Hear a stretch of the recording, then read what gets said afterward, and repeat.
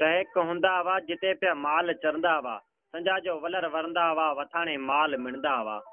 गगेरियों घूर पाईंदे दुई आयूं कक्यूं कारियूं आंगण में खीर खाईंदे निहारे चंद डामर की दुआओं सिंध खे दींदे वराए वार मुर्कियों थे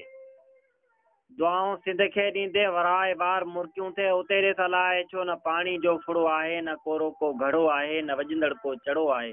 न सागियों से कचरियूं आहिनि रुगो वीरान वस्ती आ सुकी आ सोक में वंटिण विकामी विया टके में धण